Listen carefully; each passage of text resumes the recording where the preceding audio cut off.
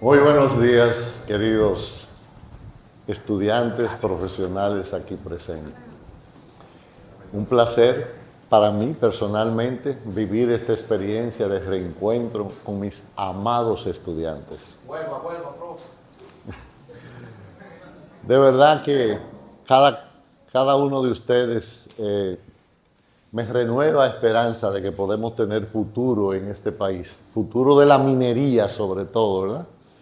Porque es el espacio que necesitamos para garantizar 100 años de desarrollo en la República Dominicana, respaldado por los aportes de la industria minera, y ustedes serán la materia prima fundamental. Entrando en materia, porque ustedes no vinieron a escucharme a mí, Ricardo Valls, que ustedes recordarán, Jorge Cruz y Abdiel Díaz. No importa que sea de noche, sigue siendo de día. Ustedes van a recibir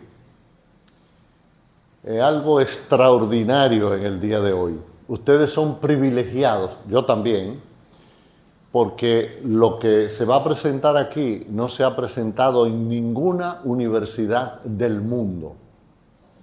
Tenemos la primigenia de recibir un insumo geocientífico de alta calidad y único, y libre de costos sobre todo.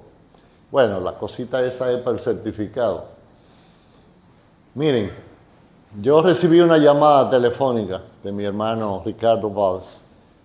Les tengo con Chichi y con Abdiel 3 conferencias de primer, y yo inmediatamente encendí la modalidad activado y llamé a Wilmer. Pensé, lo mejor de esto es prepararlo con la asociación. Y al efecto, aquí están ustedes por el trabajo que hizo la Asociación de Estudiantes. Y ellos están aquí para responder a esa gran expectativa que ha generado esto.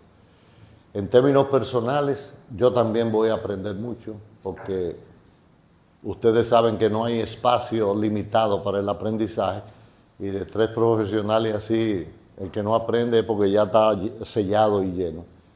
No me extiendo más. Bueno, aquí hay estudiantes y hay profesionales. Creo que hay representación de la Dirección General de Minería. Que se pare, por favor. Dirección General de Minería. Del Servicio Geológico también. Ah, ya sí, te estaba buscando.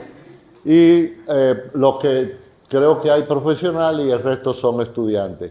Estudiantes que tienen ya nivel como profesionales, pero van a recibir esto como la tierra seca recibe el agua.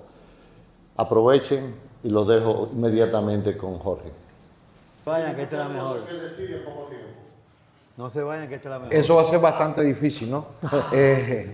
Lo primero que tengo que hacer es agradecerle al auditorio, porque ese es el mayor premio que tiene un ponente, es su tiempo. Ahora tengo una mala noticia. Al auditorio vienen las personas, algunos dicen, bueno, no tengo otra cosa que hacer, voy a ir obligado. Otros dicen, algo interesante tendrá que decir estos viejitos feos, ¿no? Y finalmente un buen grupo, que es el grupo que quiere aprender. Creo que ustedes están incluidos en este grupo, pero tengo una mala noticia. Este grupo no va a aprender, porque aprender es acumular experiencia reutilizable en el futuro. Y en una hora, ustedes van a tener motivación, pero no van a tener tiempo ni van a tener forma de practicar lo que van a escuchar. Por tanto, aprovechen la motivación. Esto les va a abrir a ustedes un espectro donde van a poder estudiar, donde van a poder ahondar en cada uno de estos puntos, y entonces van a realmente aprender. Estimación de recursos y reservas. La estimación de los recursos y las reservas es el pilar fundamental para que todo esto que ustedes han escuchado funcione. La geología, a mi modo de ver, se divide en 2 partes. Geología prístina, preciosa, bella, que es cuando tú encuentras un mineral y haces todo un tratado con el mineral. Eso no da resultado, eso no da nada hasta tanto tú no lo evalúes, no me introduzca la parte económica y estime recursos y eso pague lo que usted está viendo. De lo contrario, eso se queda en un artículo muy interesante, en una teoría, ahí se quedó. Por eso le decía que es el pilar fundamental para la planificación a largo plazo. Los objetivos de la presentación son comprender los fundamentos de los recursos y reservas minerales, conocer los métodos tradicionales de estimación. ¿Por qué los métodos tradicionales de estimación? Porque hasta los años 60 todos los recursos se estimaban por los métodos tradicionales y eso quiere decir que de alguna medida funcionaban. Pero bueno, como todo en la vida va evolucionando. Van a analizar los métodos geoestadísticos modernos, entender el flujo completo de trabajo de la estimación y relacionar la estimación con la toma de decisiones mineras. Pasa, por favor. Tenemos que tener algunos conceptos básicos. ¿Qué cosa es un recurso mineral? Recurso mineral es una acumulación natural de minerales o rocas con perspectivas razonables de extracción económica. Si ustedes deben conocer que en el océano existen prácticamente todos los elementos químicos de la tabla periódica, pero eso no son recursos, porque usted no puede extraerlo, usted no puede contabilizarlo, usted no puede hacer varias cosas, por tanto el recurso es lo que es razonablemente extraíble. Cuando usted va a establecer un contorno de un dominio geológico o de un cuerpo mineral, para que lo entiendan de alguna manera, usted tiene que establecer un límite. Digamos, voy a hacer un cuerpo que tiene de oro. ¿Qué contenido de borde voy a usar? Mínimo usted tiene que tener, digamos, un valor que desde el punto de vista económico cubra los gastos si las condiciones son las mejores del mundo. O sea, si tengo una recuperación de 100%, cosa que no ocurre, si tengo una cantidad tal, si los costos son los más bajos, entonces ese valor que me cubre eso lo voy a usar como contorno. No va a ser el valor económico que usted va a usar realmente, pero es un valor que acota, en cierta medida, acota el límite de su cuerpo mineral. Porque un cuerpo mineral no se puede extender hasta el infinito. Ese es el primer concepto. O sea, que sea razonablemente económico extraer. Bueno, ¿qué cosas son las reservas? La reserva es la parte de estos recursos que es económicamente factible extraer en el momento que esté haciendo el análisis. Digo en el momento que esté haciendo el análisis porque usted va a usar un precio, va a usar unos costos, pero mañana pueden variar. Y mañana lo que hoy es reserva puede no serlo y lo que hoy no es reserva puede funcionar. Y los recursos normalmente hay que categorizarlos. Y la categoría viene condicionada por el nivel de conocimiento de cada uno. O sea, el nivel de confianza en la exploración geológica que usted tiene es lo que da una categoría, que fue lo que estaba hablando Ricardo. Recursos medidos, indicados e inferidos. Incluso hay lugares donde hay unos recursos que le llaman recursos especulativos. Nosotros en Cuba le decimos recursos voy volando, porque es lo mismo un recurso especulativo que ver una vaca con alas en el aire volando, ¿no? Uno tiene que tener un nivel de confianza en la información geológica para clasificar, y eso le da al inversionista un nivel de confianza a la hora de invertir. Si usted tiene un tipo de recurso, usted dice, aquí esto no está claro, esto no vale la pena incluir una cantidad de dinero alta para evaluarlo, porque el nivel de seguridad va a ser bajo.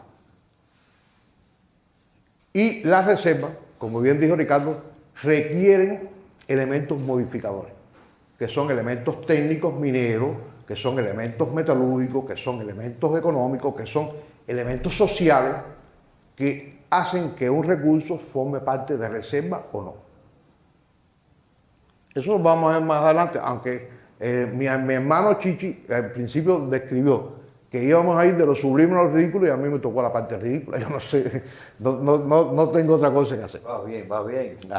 Recursos inferidos, recursos indicados, recursos medidos, todo basado en el nivel de información. Ya Ricardo les explicó eso, no vale la pena atiborrarlo porque ya veo a algunos que se le están cerrando los ojos y eso parece sueño, ¿no? Hambre. Hambre y sueño. Pasa. Pero siempre tienen que tener en cuenta que estos recursos están, o sea, la categorización de estos recursos están en función del conocimiento. En función del conocimiento, y tal vez se lo explico más adelante o ya me adelanté, en función del conocimiento y en función del conocimiento geológico fundamentalmente. ¿Por qué razón?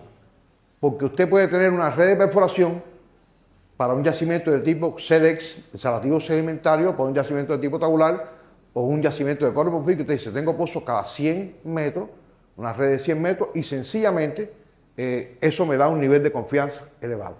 Esa misma red en un tipo de yacimiento de vetilla, en un tipo de yacimiento de oro de baja sulfuración es absolutamente inaceptable, porque la variabilidad del elemento químico, la complejidad en el ambiente geotectónico de formación es sencillamente mucho más elevada. Por tanto, el nivel de conocimiento se ajusta al nivel genético, o sea, al tipo genético, al conocimiento del yacimiento, a la complejidad, a la variabilidad y a muchos factores. Por tanto, usted en el nivel de conocimiento puede tener una categoría que no, aparentemente, del proyecto del lado no es sencillamente lo mismo. Ya Ricardo habló de los diferentes códigos que regulan. O sea, el código regula la transparencia, la veracidad, el nivel de conocimiento y el nivel de calidad de la estimación de recursos, que en fin de cuentas es lo que te va a permitir a ti tomar una decisión futura con el negocio que estás haciendo. Ahora, como les decía anteriormente, hasta 1960, un poquito antes, los recursos se estimaban, pero no habían computadoras porque yo, que no soy tan viejo, bueno, yo me gradué en el 83, la primera computadora que conocí fue el sistema Fortran y la computadora era más grande que este local para calcular 2 más 2 y que diera 4, porque a veces no daba 4. Con tarjeta. Sí, Eso no daba 4. eso fue lo que yo dije. Después de yo estar trabajando, no cuatro. sé, en el año 93, estuve en Roma en un estudio de factibilidad y en aquella época surgió el Office, el Excel, porque yo llegué a trabajar con 4 Pro y con Word Rising. Eso era en MC2. Fortran 4. Fortran, no quieran imaginarse eso. Ustedes ahora que tienen redes sociales que yo no conozco todavía todas, bueno, en aquella época imagínense ustedes trabajar con un programa de Word que usted tenía que darle instrucciones. En aquella época conocí el AutoCAD 13. Debe ir por el 200. Irte a dormir y al otro día tenía el resultado. Sí, así mismo. Entonces, yo les decía que en esa época se estimaba recursos y se tomaban decisiones económicas en función de esos recursos y funcionaban, porque las minas funcionaban. Dentro de los métodos tradicionales, hay más de 20 tipos, más de 30 tipos de métodos tradicionales. Yo les voy a mencionar algunos y les voy a decir los diferentes inconvenientes. Por ejemplo, el método de los polígonos no es más que tener un pozo o una muestra, a establecer un polígono alrededor de él y decir que ese polígono tiene las características de ese pozo. El método de las secciones paralelas o no paralelas es establecer perfiles, secciones, dibujar el cuerpo mineral, estimar el área y el valor que tiene esa sección, compararla con la sección del lado y determinando volúmenes y estimar los recursos de esa forma. El método de bloques es un método clásico, es muy similar al método de los polígonos, pero usando varios pozos, varias muestras, varios bloques, establecer un bloque que está aquí. Y el método del promedio ponderado, algunos de ellos se combinan, cómo determinar la ley con promedio aritmético o promedio ponderado, etcétera, etcétera. Pasa. Ahora, ya les decía, el método de los polígonos, se lo expliqué superficialmente. Mira atrás. Este método es muy simple, muy rápido, se utiliza en las etapas iniciales y no considera continuidad geológica. Casi ningún método tradicional considera continuidad geológica. Y ustedes verán qué interesante es esto. Pasen. Secciones geológicas, muy utilizadas en depósitos betiformes, en depósitos estratiformes, o sea, que uno tiene una sección, teniendo mucho cuidado a la hora de calcular el volumen entre dos secciones, ¿no? Eso lo vamos a ver más adelante. ¿Cuáles son las limitaciones de los métodos tradicionales? No consideran adecuadamente la variabilidad especial. Cuando usted estima la ley, el promedio, la varianza y no tiene en cuenta el del lado, usted no está teniendo en cuenta la variabilidad espacial. son muy subjetivos, son relativamente subjetivos, tienen dificultad para cuantificar la incertidumbre. Usted no puede cuantificar el nivel de error que va a asumir o que va a aceptar en una estimación por el método tradicional y tiene limitaciones para yacimientos complejos. Eso es evidente. Cuando usted tiene un yacimiento de oro de baja sulfuración, no hay Dios que le pueda permitir a usted hacer una estimación de este tipo, porque es compleja la interpretación geológica. Ahora, llegaron los métodos automatizados, llegaron los métodos más recientes, llegaron los métodos que realmente se usan en la actualidad, que son métodos fundamentalmente. Y nosotros queremos hacer una cronología de cómo se hace una estimación de recursos usando estos métodos. Ustedes ven esos aspectos, o sea, les estoy hablando de estimación de recursos, pero debería haber un equipo de personas hablando de estimación de recursos. Cada uno de esos acápite es una ciencia prácticamente, es una ciencia. O sea, la exploración geológica, que incluye perforación y muestreo, el control de la calidad, como les habló Ricardo, eso es una ciencia. Usted tiene que tener un especialista que atienda el control de la calidad. O sea, aseguramiento y control de la calidad, que son dos cosas que van unidas pero son diferentes. El aseguramiento es todo el grupo de protocolos y de acciones que usted toma para que no ocurran errores. Y el control de la calidad es el control que usted establece, además de haber hecho todos estos procedimientos, para detectar y corregir los errores que evidentemente siempre ocurren, a pesar de que usted tenga aseguramiento de la calidad. Eso es una ciencia. Validar una base de datos es una ciencia. Muchas veces me dicen, profesor, mire, aquí le voy a mandar una base de datos, me mandan una tabla de Excel. Una tabla de Excel no es una base de datos. Usted encuentra una descripción, arenisca de color blanco, gris, verdoso, ponerle un nombre, ¿no? Arenisca blanca, gris, verdoso, arenisca espacio blanca, gris, verdoso, y cuando usted va a tratar eso como una base de datos, son tres cosas diferentes. Y eso es usual en los geólogos. Nosotros decimos, 3 geólogos, 4 ideas. Siempre pasa. 3 geólogos, 4 nombres. 3 geólogos, 4 rocas. Y eso pasa. Por tanto, una norma de aseguramiento de calidad es establecer patrones y usar listas desplegables. Usted, a la arenisca de color rojo, usted tiene un patrón, va a decir el color 27. A la arenisca de grano fino, eso es el código 32. Usted lo selecciona y lo pone. Y entonces todos los geólogos describen la misma cosa. En la estimación de recursos yo me he encontrado cientos de veces 4 dominios geológicos que después les voy a explicar cómo se resuelve parte de este fenómeno. Y al final tú dices, esto es la misma cosa. Esto es la misma cosa. Por tanto, una tabla del CEL no es una base de datos. Una base de datos tiene una organización y una forma. Entonces, pero hay que validarla. Usted tiene que coger, aunque usted le juren por su madre que la base de datos no tiene errores, usted le va a encontrar errores. Eso se lo puedo hacer. Las que yo hago, yo juro por mi madre que no tiene error, pero sé que estoy jurando en vano. Porque siempre una base de datos tiene un error. Y usted es el encargado de validarla. Generalmente esto se hace desde fuera. O sea, alguien que no hizo la base de datos es quien revisa. Y usted dice, bueno, si la base de datos tiene menos de un 10% de errores, es aceptable. Si los errores no son de tipo grosero, si los errores no son en los aspectos más cruciales, bueno, y usted valida la base, revise. Aquí está el error tal, aquí está el error. En el error tal yo cambié y puse tal cosa. Todo eso tiene que quedar plenamente descrito. Es una parte de la validación muy importante.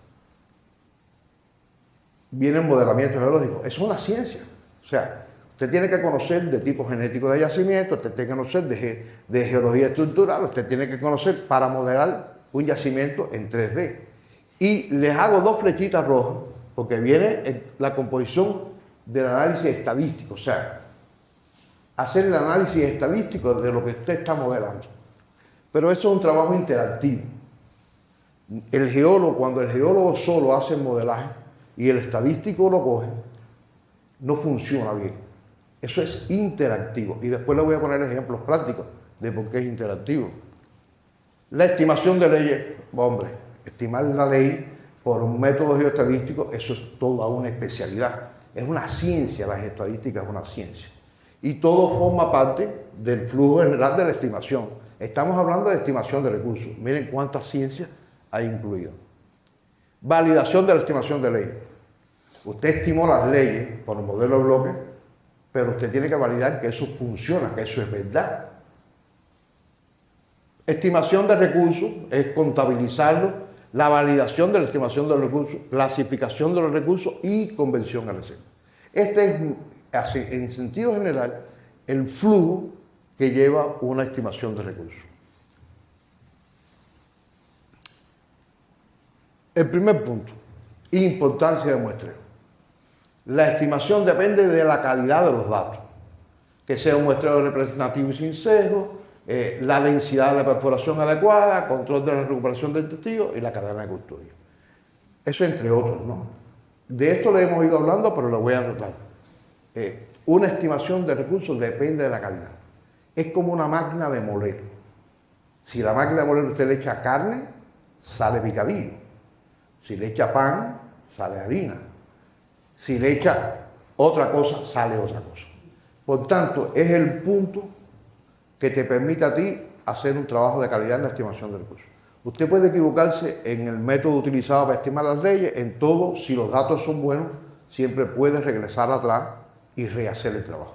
Ahora, si los datos son malos, usted puede ser un científico en cada una de las otras especialidades y nunca va a servir para absolutamente nada la estimación de recursos.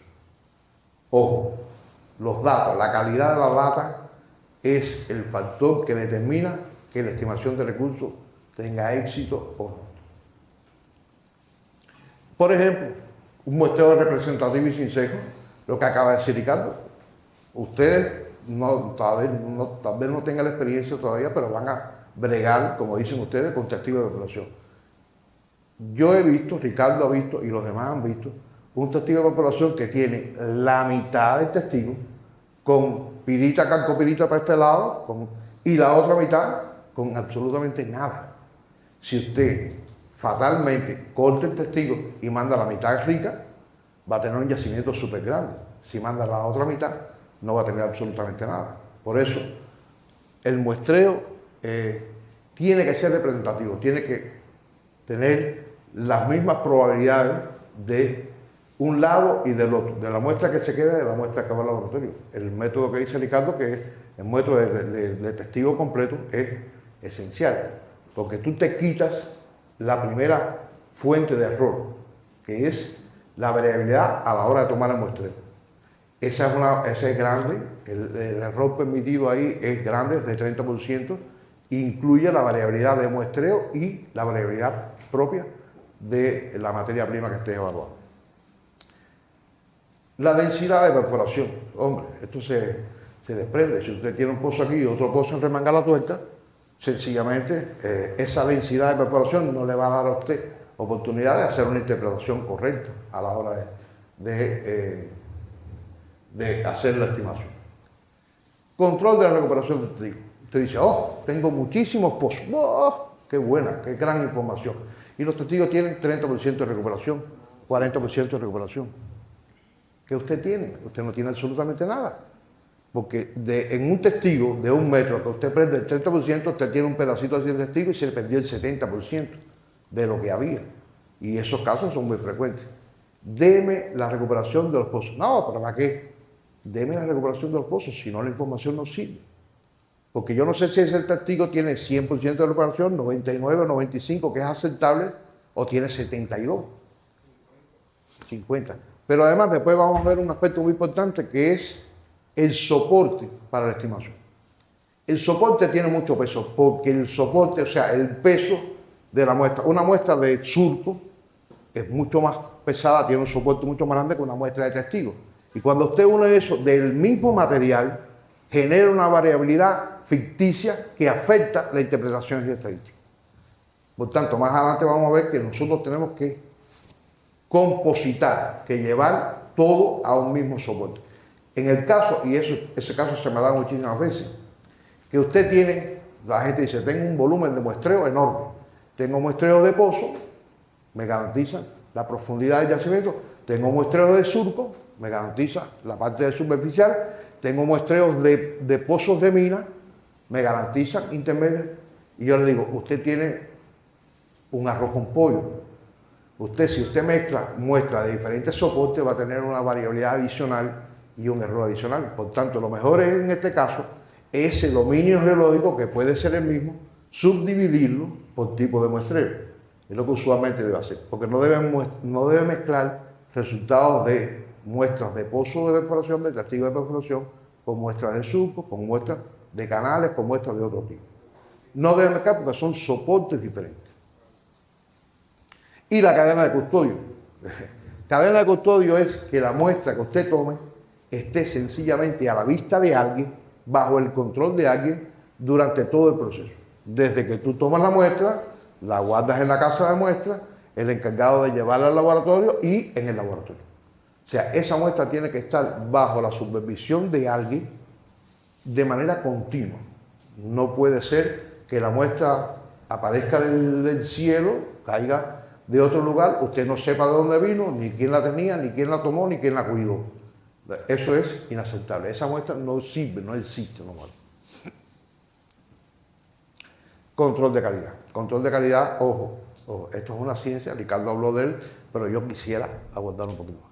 Usted tiene que tener blanco, duplicado, estándares certificados y controles externos para revisar dos parámetros: precisión y exactitud. La precisión es la capacidad de repetir un resultado en condiciones realmente similares, ¿no? Y la exactitud es la capacidad de acercarte a un resultado generalmente aprobado o aceptado por los demás, ¿no? Pero hay muchos lugares en la investigación geológica que tú tienes que controlar la contaminación, la precisión y la exactitud. Muchos lugares. Por ejemplo, usted tiene que controlar la contaminación en dos lugares: en la preparación de muestras y en el análisis de la muestra. Por eso usted pone blancos, o sea, duplicados de blanco en esos dos puntos. Usted tiene que controlar fundamentalmente la precisión en tres lugares. Para eso pone duplicados: toma de muestra, preparación de la muestra y análisis de la muestra. Usted tiene que controlar la precisión. Es cuando el tirador tira 7 tiros y están muy cerca unos de otros, independientemente que estén lejos del centro de la diana, ¿no? Y la exactitud es la manera en que tú te acercas al centro de la diana. Lo ideal es que tengas todos los tiros cerca de la diana, en el centro, y que todos estén cerca unos de otros. Eso es lo ideal. Y otra cosa es que, a pesar de que Ricardo dio una solución ahorita, no es la solución, o sea, la solución a un problema antiguo se resolvió. Pero lo ideal es controlar el laboratorio durante toda la vida de un proyecto. Porque en un laboratorio, sencillamente, en el mes 16, votó a un trabajador malo y contrató a otro trabajador y tiene otro resultado. O cambió un reactivo químico y tiene otro resultado. Exactamente, usted tiene que controlar el laboratorio durante toda la vida útil de su proyecto, de manera tal de poder chequear todos estos cambios y saber por qué hay variaciones. Si usted cambia el reactivo, evidentemente los resultados van a cambiar. Si usted cambia un operador que lee en el ICP, los resultados pueden variar. Y usted tiene que tener eso controlado durante toda la vida del proyecto. Por favor. Lo malo de estar en la parte sublime es que la gente me coge sueño, enseguida lo ve así. Esto es más interesante que lo... Modelamiento geológico. ¿Qué es lo primero? Interpretar los dominios geológicos, o sea, contornear el cuerpo mineral. Ahorita vieron que yo le puse una flechita que tiene que ver mucho con la estadística de los dominios geológicos. ¿Por qué razón? A veces el geólogo describe, y eso es un caso, les voy a hacer un cuento de un caso real, una evaluación de arcillas para hacer cemento LC3. Dos formaciones geológicas diferentes, en contacto, o sea, una discordancia estructural con un buzamiento. Una arcilla de color rojo intenso plástica, etcétera, etcétera, etcétera, y una arcilla de color amarillo. Como buenos geólogos pioneros, se muestraron por independientes. Cuando llegaron los resultados, tenían los mismos niveles de alúmina, los mismos niveles de sílice, exactamente los mismos.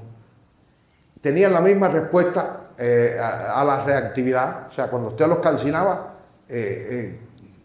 aumentaba la reactividad en el mismo nivel. Y llegamos a la conclusión de que a pesar de que eran dos dominios geológicos totalmente diferentes, para la estimación de recursos, se podían convertir en un solo dominio.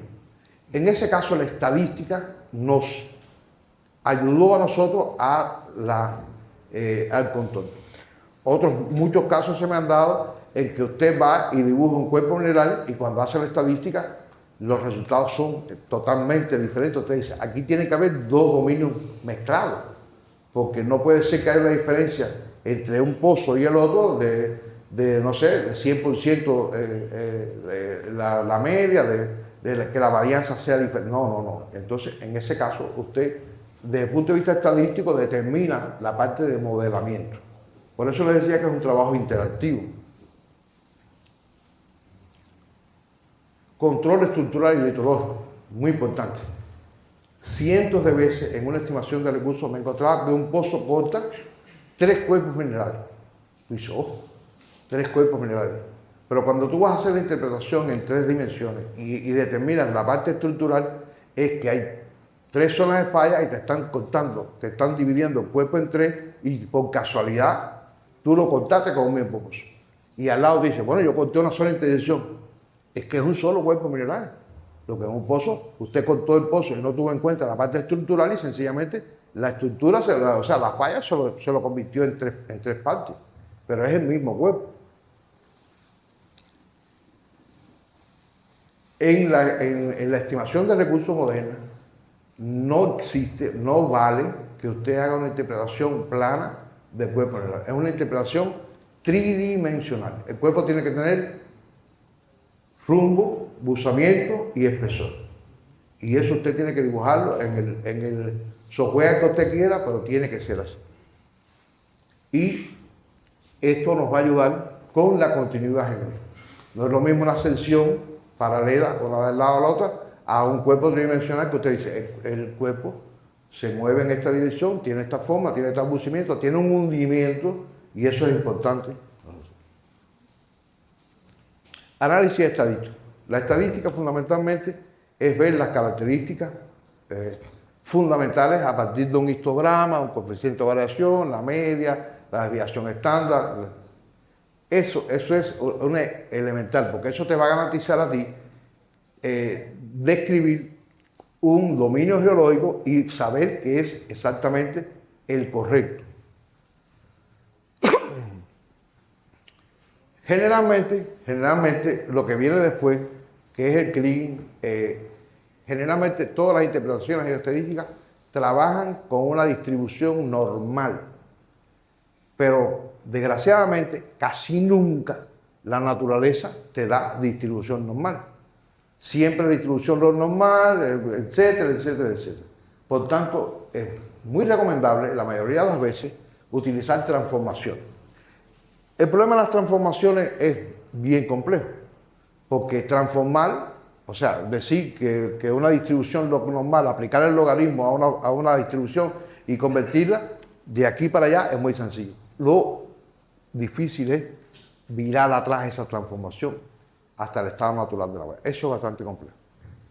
Por tanto, desde mi experiencia, uno lo que tiene es que asumir el nivel de precisión que quiere. Hay yacimientos en que no vale la pena hacer esta transformación y después la antitransformación, que es lo más complejo, si tú asumes que hay un cierto riesgo en lo que estás haciendo y... ¿me iba a decir algo? O sea, esta es la parte estadística. La estadística y la geoestadística es toda una ciencia que influye en la estimación de recursos.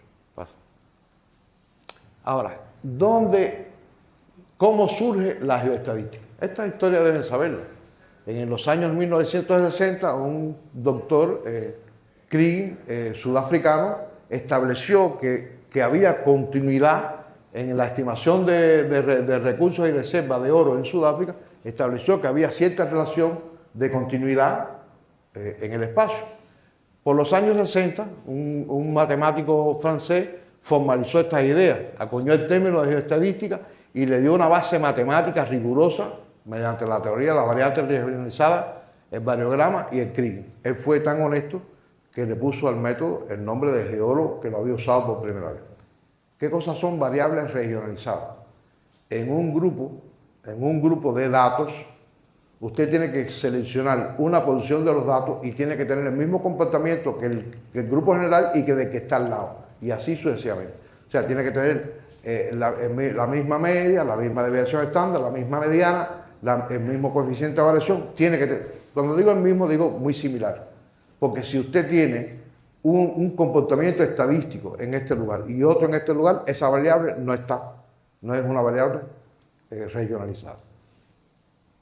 Desde entonces esta disciplina dejó de ser exclusivamente de la geología, de la minería, y se convirtió en una disciplina de todo lo que en la naturaleza se manifiesta en tres direcciones. O sea, la hidrología, el clima, todo lo que se manifiesta en tres dimensiones funciona en la geoestadística. Concepto geoestadístico.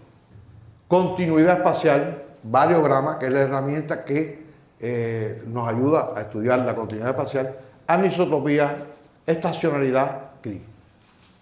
A grandes rasgos, o sea, el variograma es la herramienta que te permite saber a ti hasta dónde una variable tiene influencia con respecto a otra. Y existen cientos de tipos de variogramas, o varios tipos de variogramas. Normalmente, el variograma normal, el esférico, etcétera, etcétera. O sea, existen varias formas, varios comportamientos en la naturaleza que describen la continuidad espacial. La anisotropía no es más que la capacidad de tener diferentes características en las diferentes direcciones. O sea, usted puede tener una continuidad, un variograma que te dé una continuidad de 300 metros en la dirección de rumbo y que te dé 50 metros de dirección de desplazamiento. Y a la hora de estimar esto es importante, porque usted no le va a dar el mismo peso a la variable en esta dirección, te va a decir, sencillamente, utilízame la muestra que esté a 100 metros y en esta dirección va a funcionar, porque la muestra hasta 300 metros tiene influencia una sobre otra. Pero si utiliza ese mismo parámetro en esta dirección, donde las muestras solo tienen influencia a 50 metros, usted va a estar tomando una papa, incluyéndola en la fiesta de los boniatos. Bueno, son dos viandas, dos víveres, como dicen ustedes, ¿no? Entonces, es muy importante saber cuál es la relación en cada dirección, y eso se conoce como anisotropía. La estacionalidad, yo le dije que es una variable estacionaria, y el Kriging es método de estimación. Esto es un método matemático, esto es una matriz matemática, es relativamente complejo, y denle gracias al profesor Madron, que ya lo ideó y que ustedes solo lo van a emplear, porque tiene un argumento matemático extremadamente complejo, extremadamente profundo. Compositación de la muestra. Eso es lo que estábamos hablando ahorita del soporte. Usted tiene que tener, normalmente cuando usted muestrea cada dominio, lo digo. Si usted tiene, digamos, una arenisca y una lutita, y usted va a tomar muestras, respeta los contactos. Usted tiene que respetar los contactos porque cada dominio se muestrea de manera individual. Pero eso genera que las muestras tengan diferente longitud. Por tanto, si la muestra tiene diferente longitud, tiene diferente peso. Y entonces compositar no es más que estandarizar. En un tipo de muestreo determinado, estandarizar los largos. ¿Y de qué depende esto? ¿Qué necesidad tiene usted de tener muestras cada 2 metros si la explotación la va a hacer después en un banco de 10 metros? Si usted no va a discretizar entre 10 metros de profundidad, ¿qué necesidad tiene usted de hacer muestras cada 2 metros? Eso es antieconómico. Eso, o sea, de eso se trata la composición. Que la muestra tenga diferente soporte, o sea, diferente largo, diferente peso, diferente cualquier cosa, incluye una variabilidad adicional a la estimación y al análisis geoestadístico. A veces tú dices, este variograma no da, esto es una locura. Y sencillamente es porque usted tiene muestras de diferentes soportes y las está mezclando entre sí. Eso da una variabilidad que es adicional a la variabilidad que ya de por cierto es alta de la mayoría de los minerales y de la mayoría de los fenómenos que se estiman, ¿no? Por eso es la razón de compositar, facilita el análisis estadístico y es la base de la estimación de un bloque.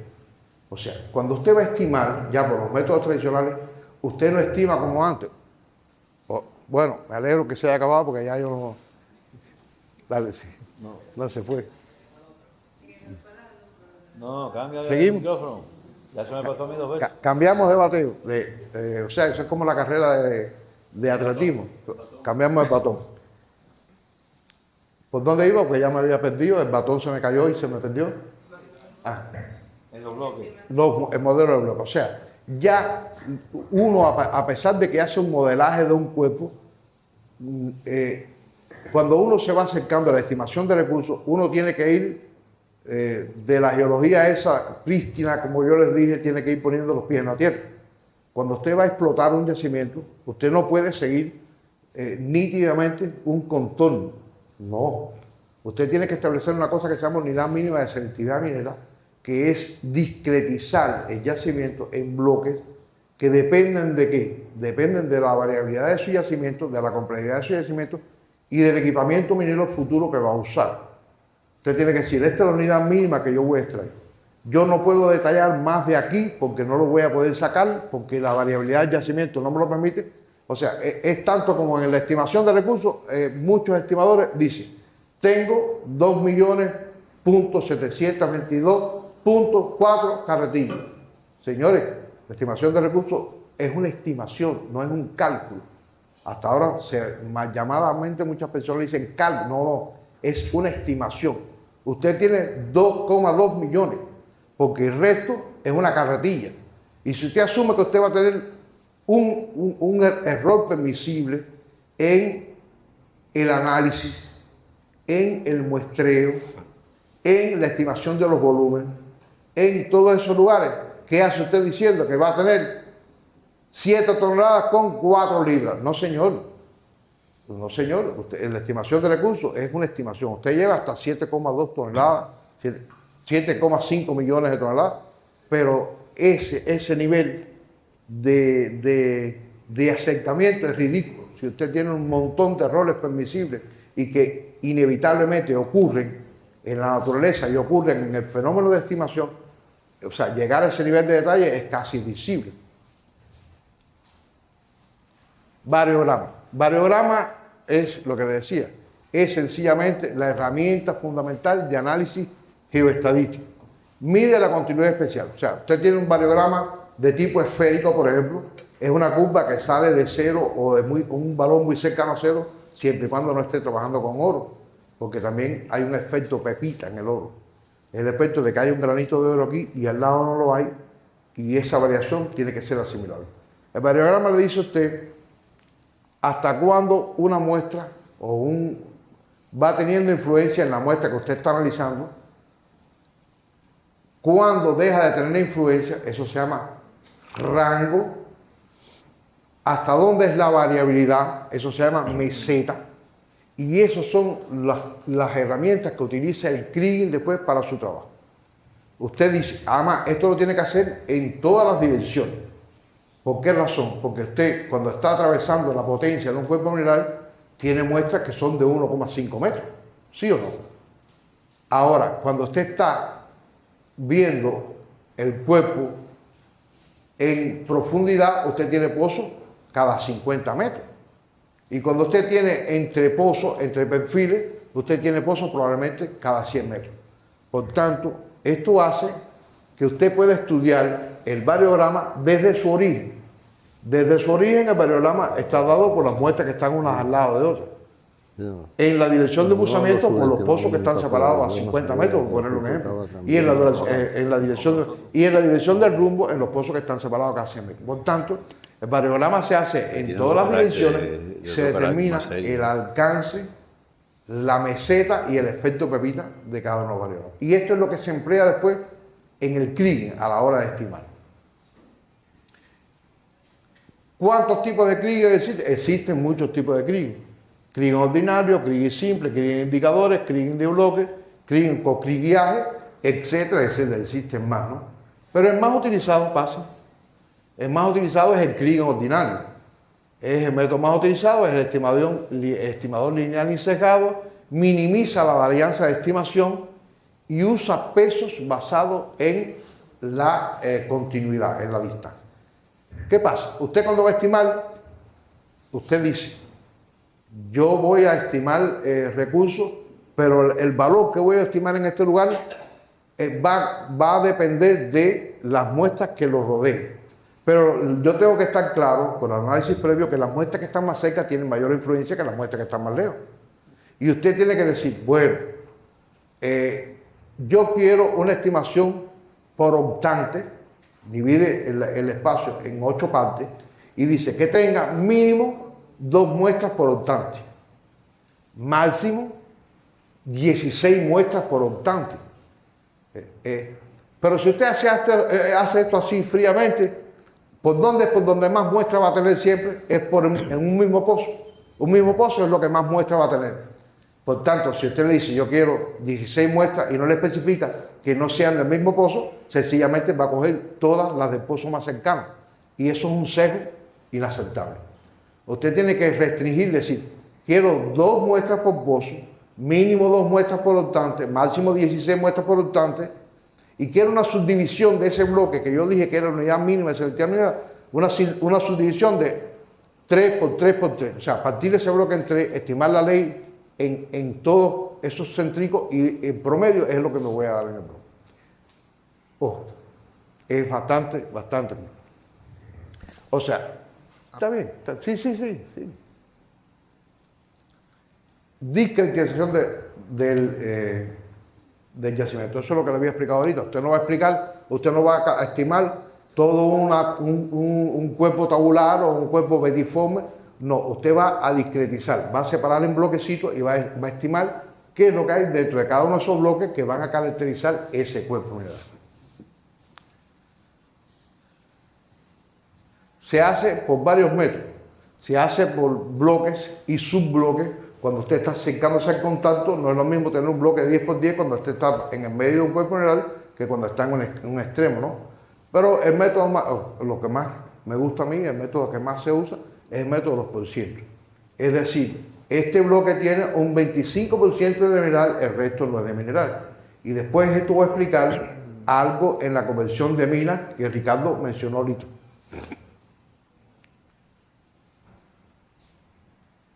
Ya, el bloque, o sea, sencillamente el bloque es el lugar donde tú vas a asignar una ley y vas a asignar un grupo de parámetros que van a caracterizar tu yacimiento y además es la base de la planificación minera. Las mineras, los diseños de cantera, los diseños de minería no se hacen por un dominio geológico, se hacen por bloque de un dominio geológico. Paso. Ahora, usted hace la estimación de ley, pero aunque me juren por su madre, me tienen que demostrar que esa estimación de ley no está sesgada, no está prostituida, en el mejor de los casos por error, ¿no? ¿Y usted qué hace? Hay una categoría filosófica que dice que la materia ni se crea ni se destruye. Por tanto, el estimador, la estimación de recursos de un yacimiento, el resultado no tiene que ver con el método que usted emplea, porque el yacimiento es uno solo y está ahí en la naturaleza.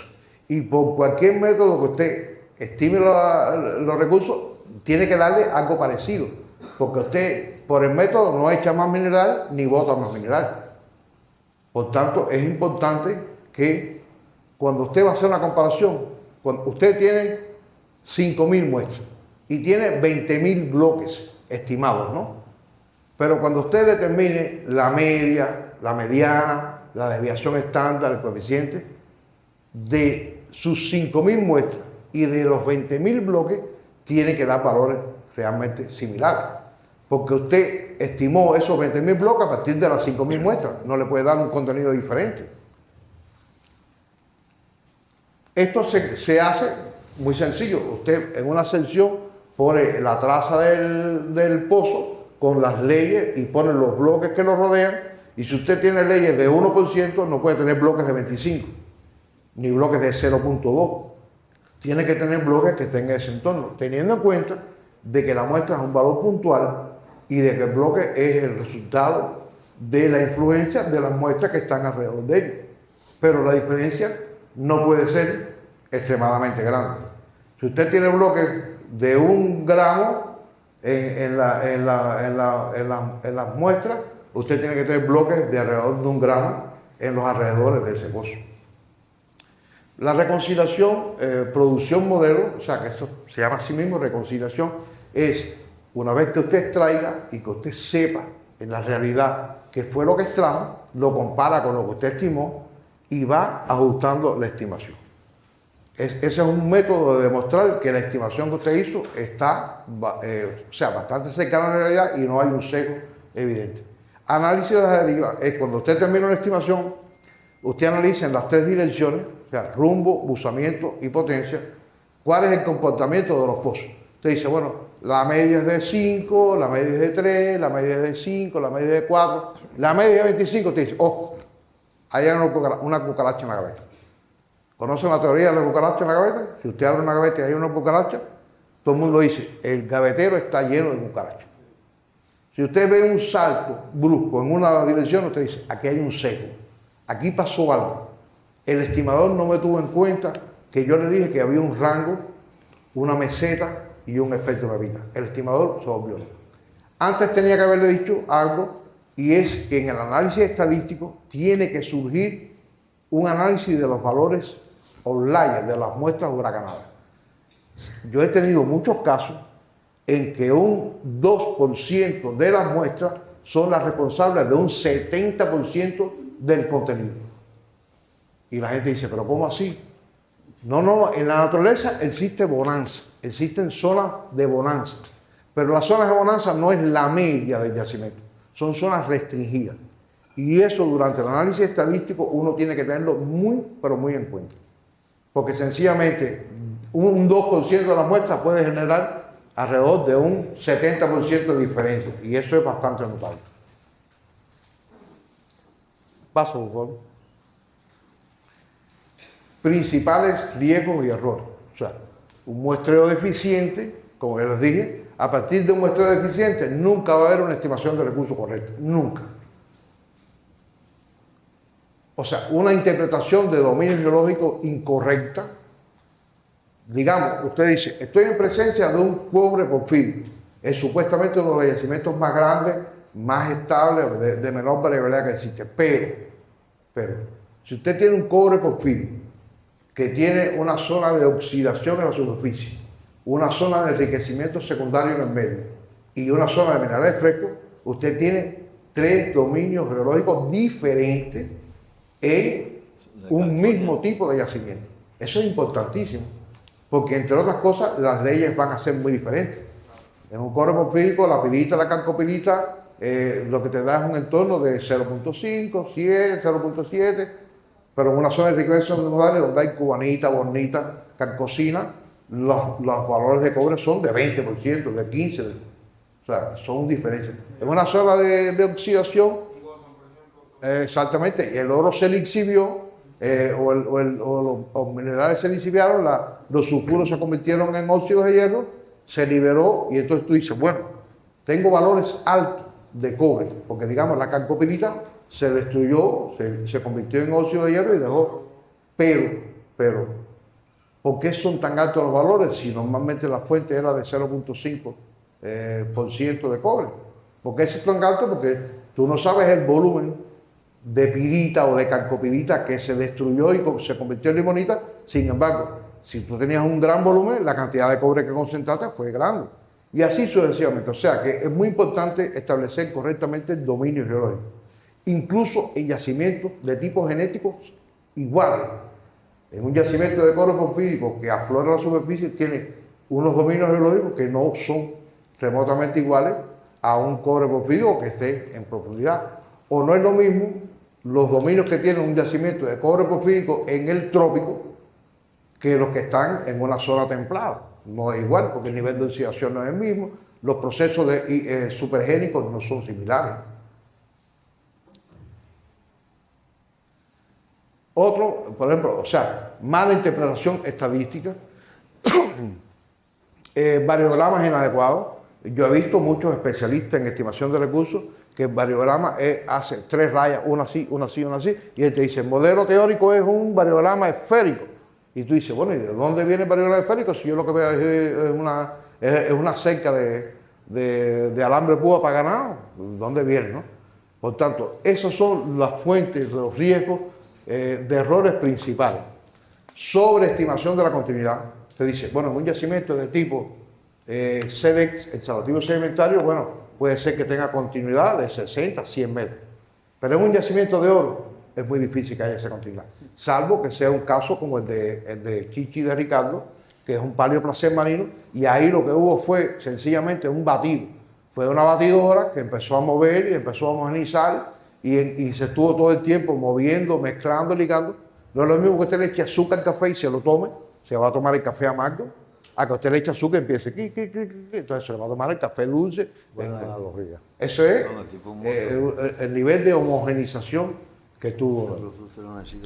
Por tanto, la sobreestimación de la continuidad es un error muy peligroso a la hora de... Lo usual es que usted utilice, o sea, el rango que te da el variograma es 3/4 partes de la distancia de la influencia. Por tanto, lo más que usted puede dar de influencia es el rango más un poquito. Si tú quieres ser conservador, y es lo que yo les recomiendo a todo el mundo, usted dé el rango nada más. Yo digo, la muestra aquella tiene influencia en el punto que yo estoy estimando hasta tal distancia. Eso me da a mí una categoría, eso me da a mí un nivel de seguridad. De ahí para allá, tú estimas, porque tú necesitas tener estimación de la continuidad, pero la categoría es diferente. La categoría es más baja. Y en la medida que usted le dé un rango mayor al rango del variograma, la categoría tiene que bajar.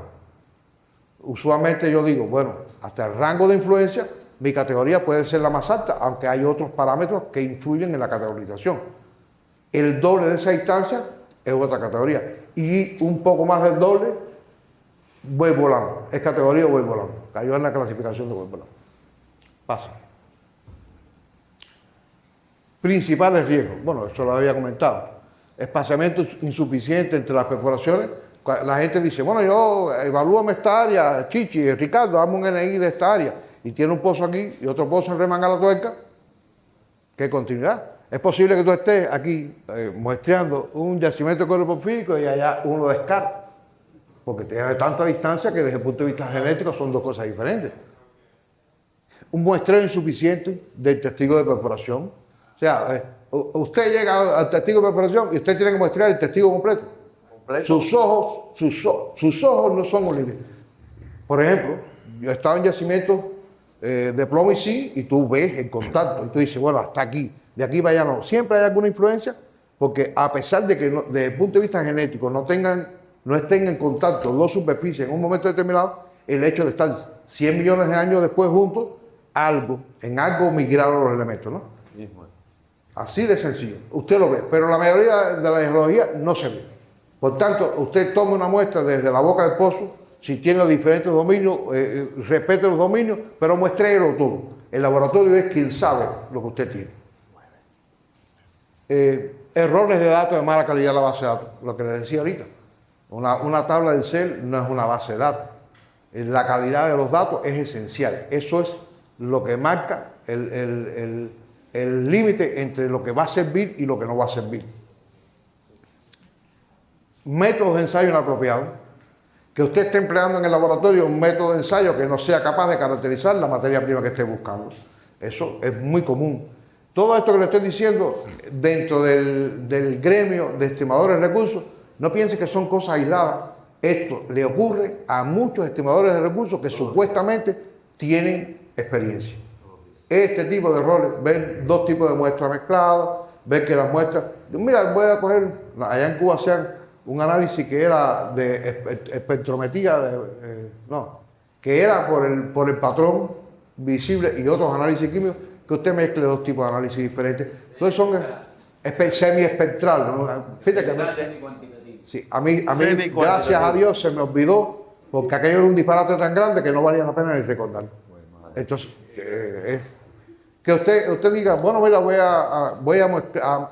estoy mezclando muestras sin previamente determinar o saber que son utilizables, mezcla de, no sé, de ensayo al fuego y de espectroscopía.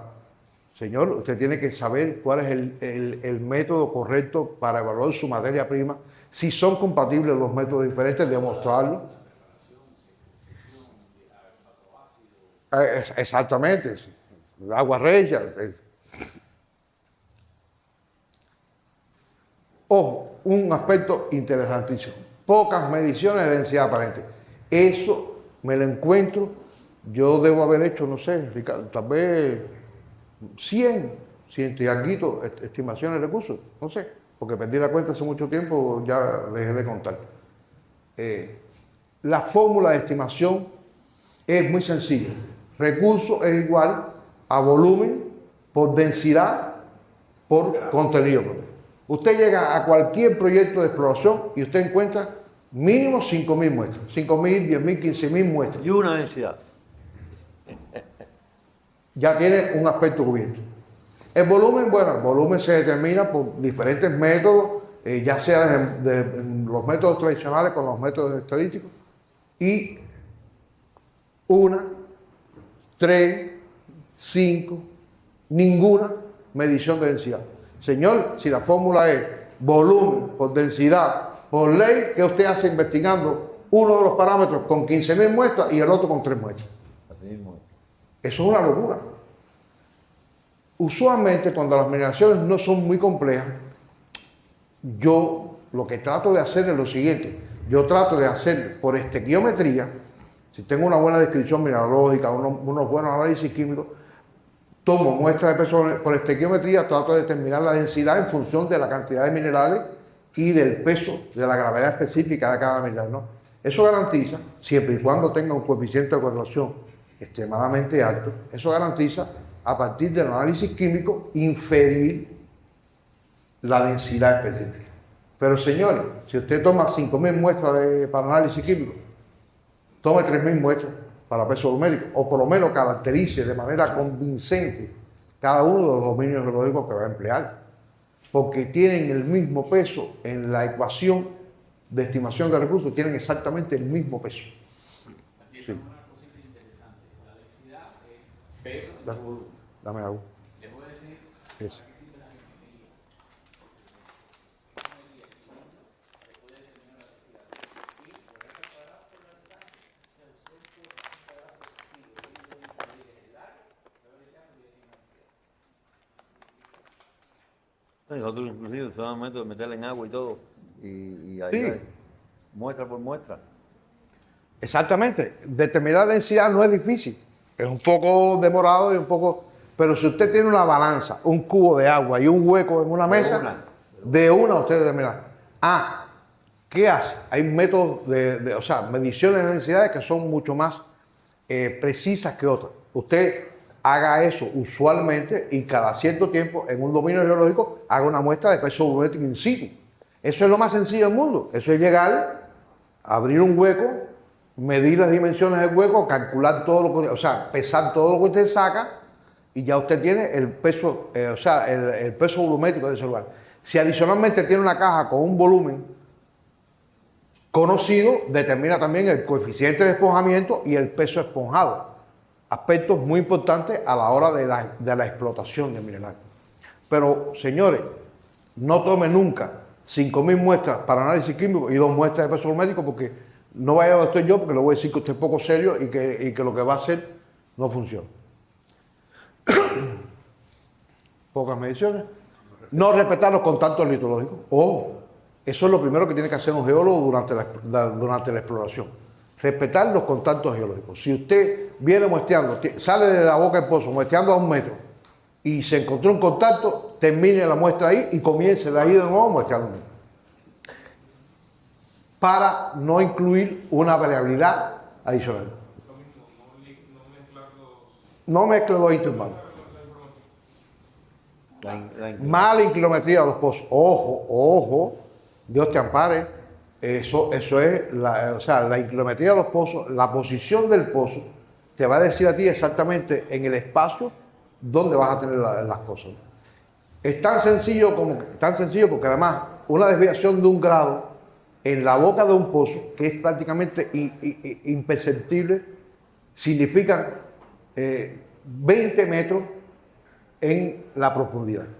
Y es tan sencillo como esto. Usted dice que aquí en este punto, a 200 metros, hay mineral, y si está a 20 metros, usted preparó el diseño de mina, que es una cosa sui generis. O sea, las minas se diseñan de abajo hacia arriba y se explotan de arriba hacia abajo. Por tanto, la disciplina tecnológica en una explotación de minas es esencial. Si usted no respeta, nunca va a llegar al lugar que usted previó llegar. Imagínese, cuando tú llegues a 200 metros de profundidad, lo que tú suponías que estaba aquí, está 20 metros detrás del talud. Perdiste güiro, calabaza y miel, como decimos nosotros. Y uso de datos de diferentes campañas con diferentes precisiones. Usted se imagina en Cuba, ahorita Ricardo me recordaba, el ensayo de, ¿cómo era? Espectrales en una campaña que ocurrió antes de los años 60 o durante los años 60.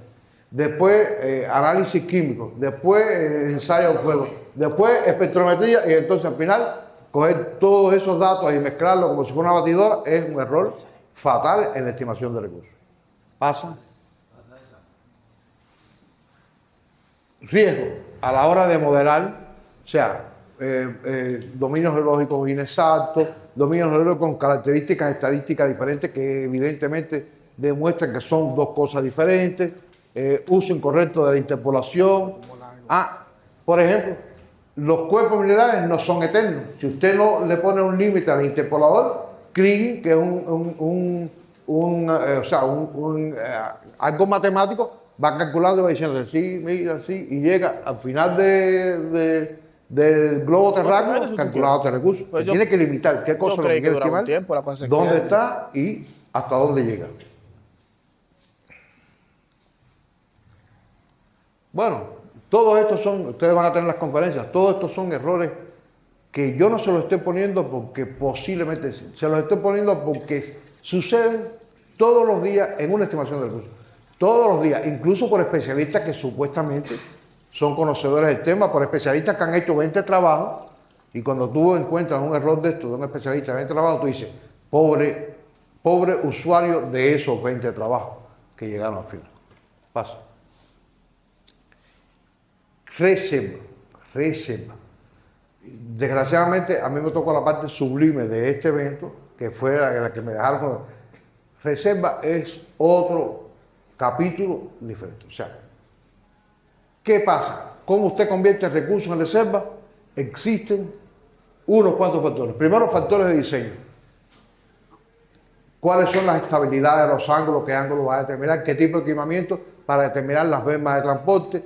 ¿Qué tipo de estabilidad tiene los taludes para determinar las bermas de seguridad? Esos son criterios técnicos, aquí se llama yo diseño minero. Factores metodológicos.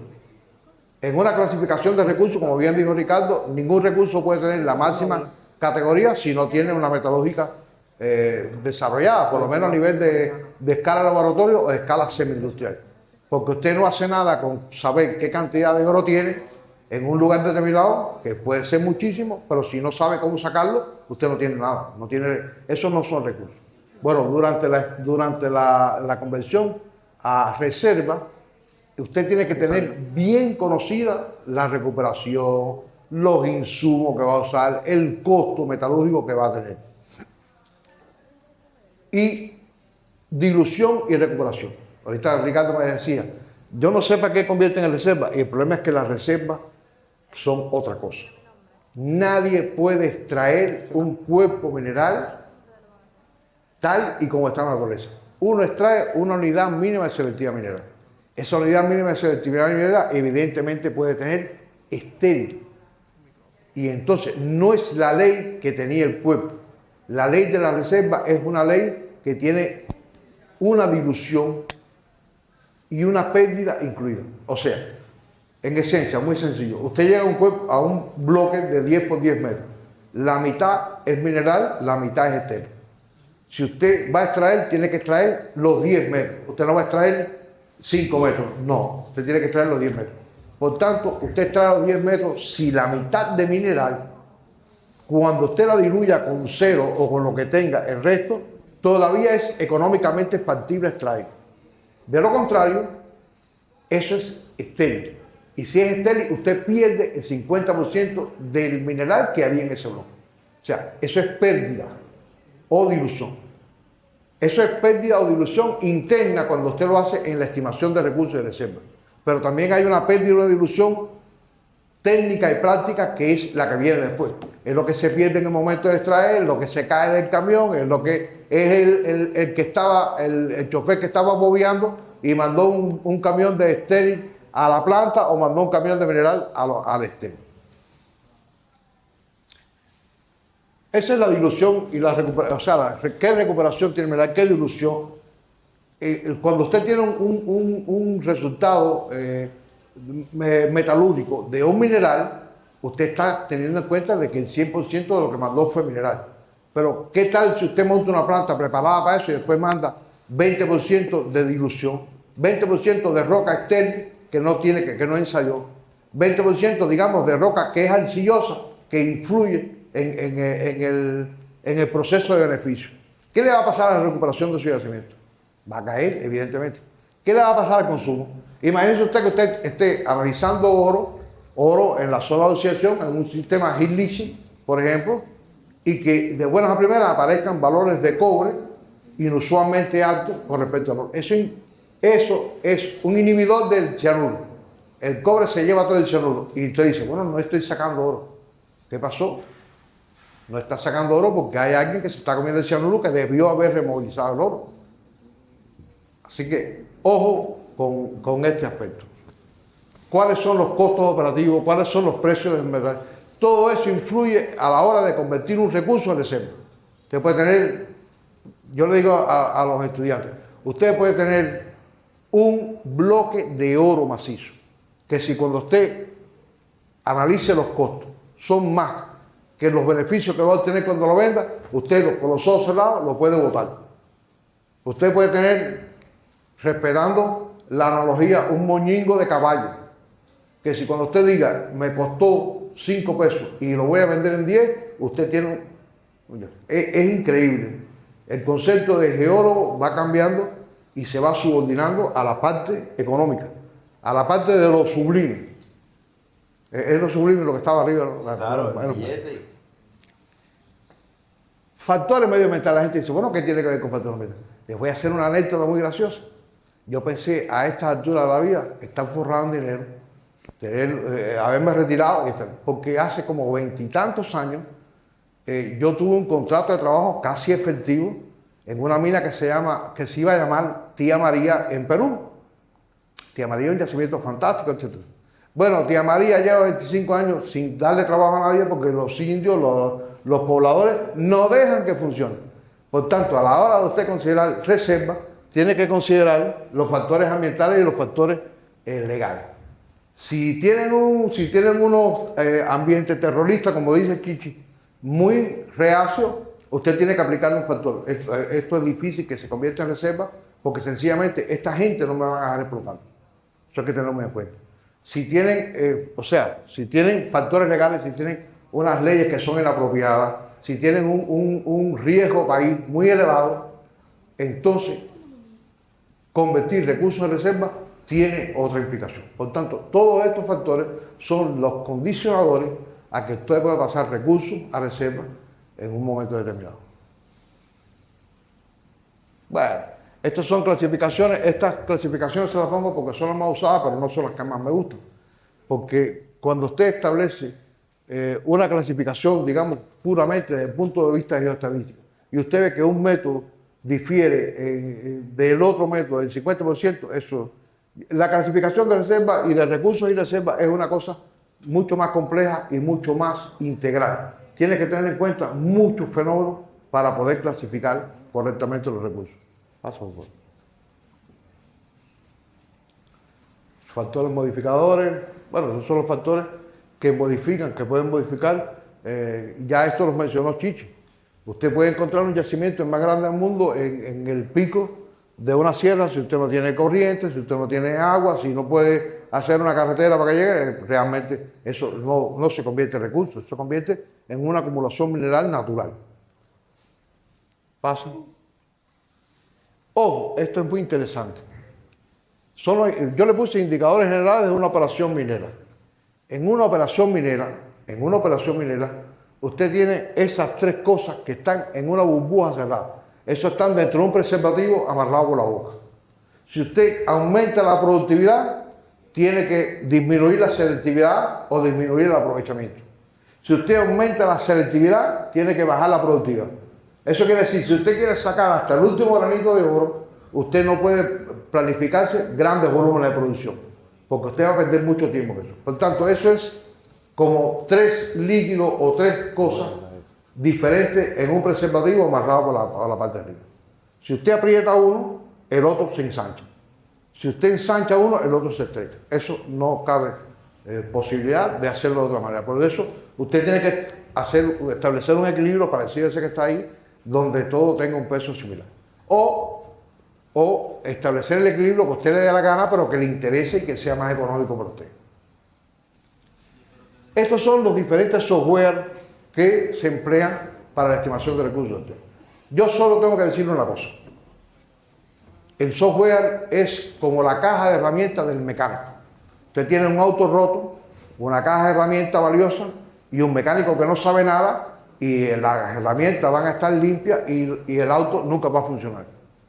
Usted puede ser que tenga un auto roto, que no tenga caja de herramientas, que llegue un don nadie con 2 llaves en el bolsillo, pero que sea un buen mecánico y le hace track, track y sale a andar.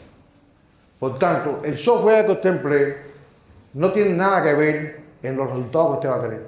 Usted es el único responsable en que los resultados funcionen. El software te ayuda, te avanza, te permite que el trabajo sea más fluido, niveles de precisión, pero la estimación de recursos depende del estimador, no del software. Por eso establecer una discusión que yo he tenido bastante poca, pero mucha gente que ha querido discutir conmigo, no, que si yo empleo Datamai, que si yo empleo Subpack, que si yo... Eso es irrelevante. Eso es irrelevante. Yo empleo hoy, yo aprendí a trabajar con Yenko. Yenko, ustedes dirán, oh, eso es un software, era bueno, ahora se convirtió en Subpack.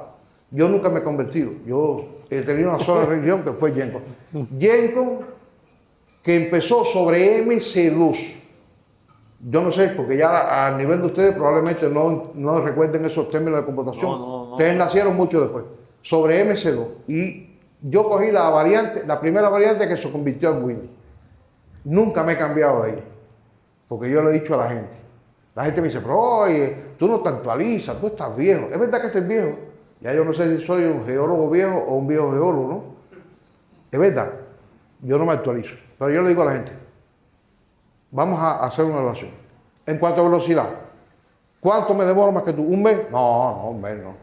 ¿15 días? No. ¿Un día? No. 2 horas. Eso es irrelevante, mi hermano. Yo he hecho, como les decía ahorita, más de 100 estimaciones de recursos, no sé cuánto. Jamás en la vida he encontrado algo que no he podido hacer con un software de los años 92, el que yo uso, 92.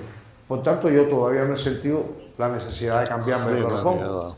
Aunque hubiese sido inteligente de mi parte, si yo no fuera ya bien, hubiese sido inteligente ir mejorando, ¿no? Pero no hace nada. El software es la caja de herramientas. No hace nada diferente que tú no puedas hacer con otro pasando un poquito de trabajo. Lo que pasa es que ya yo con ese software, yo mismo he hecho las interfaces del Excel y de lo que me da la gana a mí. Y ya yo le meto el software a papa y salen boniatos y el software me da boniato y yo saco papa. Así de sencillo. O sea, si no está roto, bajar y comer en el buffet. Así de sencillo. Hay una anécdota allá en mi tierra, hay una persona que sube toronja y baja vino de uva. Así mismo. Así son los software. Si tú le metes una basura te va. Lo importante es el estimador y eso quiero que lo tengan en cuenta. Yo creo que estamos llegando al final. Conclusiones. La calidad de los datos es crítica. La geología controla la estimación. La geoestadística es el estándar moderno. La clasificación debe reflejar confianza real. Las estimaciones impactan directamente en el valor de un proyecto. Ahí está Chichi. Si Chichi me dice, oye, yo quiero que tú me valores esta zona y no vienen los recursos constantes, no tiene de dónde sacar valor para su proyecto. No puede, no puede. El valor de un proyecto, el valor depende del volumen de estimación y del nivel de confianza que tenga la estimación. Pasa.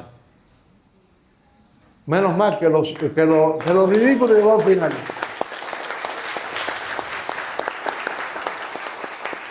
Dudo que con el sueño que han pasado tengan alguna pregunta, pero ojalá que tengan alguna.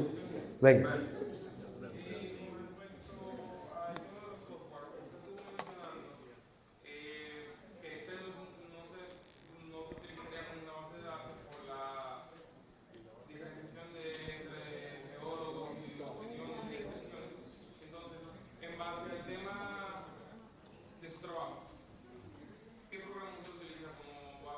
Disculpe, es muy buena tu aclaración.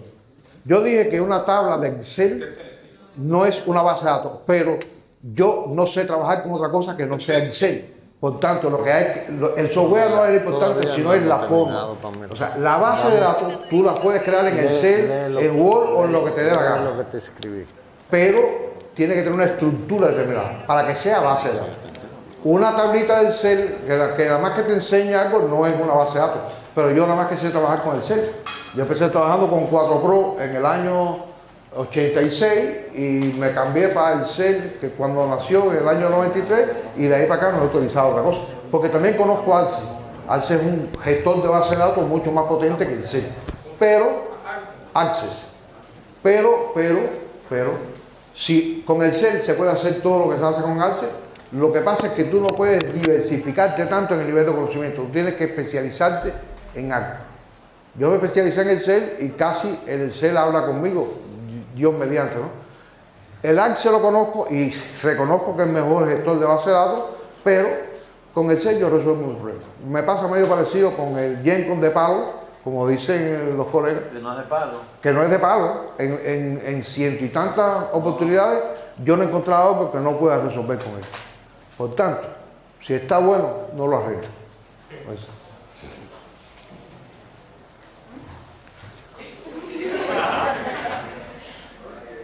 Señores, qué extraordinaria oportunidad hemos tenido.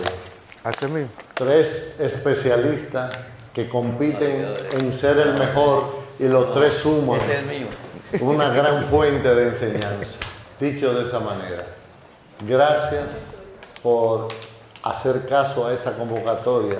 Sé que se van medio jorobados de tantos conocimientos encima, de tantas informaciones, pero la van a tener disponible y de ahí depende ya de ustedes, como todo. A ustedes se les da la sedimentación de conocimiento en la cuenca cerebral y ustedes lo que hacen es aplicarla. Gracias. Y yo quiero un fuerte aplauso para esos 3 campeones. Fue media hora de interrupción. Buen provecho. El técnico, por favor, No, el tigre. presidente de la asociación de ustedes. Buenas tardes. Primero, muchas gracias por quedarse hasta el final y por aprovechar esta oportunidad que nos va a servir para ver y motivarnos hacia qué aspectos podemos crecer en el futuro, cuáles áreas que vamos a poder cubrir y cuáles áreas nos pueden desarrollar como futuros profesionales. También vamos a aprovechar para darles unos certificados de agradecimiento a los expositores que tomaron de su tiempo para venir a enseñarnos un poco más sobre lo que es la geología y las diferentes normas que no... El primero, trataba de preparar. Pero besito, no hay besito, Ricardo. Que a mí no me toca Octavio. Yo empecé el mío. Muchas gracias. Bueno, estos certificados son de parte de la Asociación de Estudiantes de Geología, pero también de parte de todos los estudiantes de la carrera. Entendemos que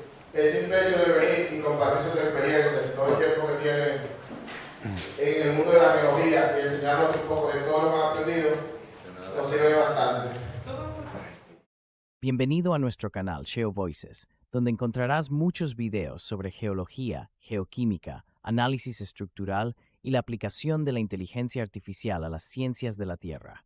Por favor, dale a me gusta y suscríbete, y no olvides hacer clic en la campana de notificación. ¿Tienes preguntas? Déjame un comentario abajo.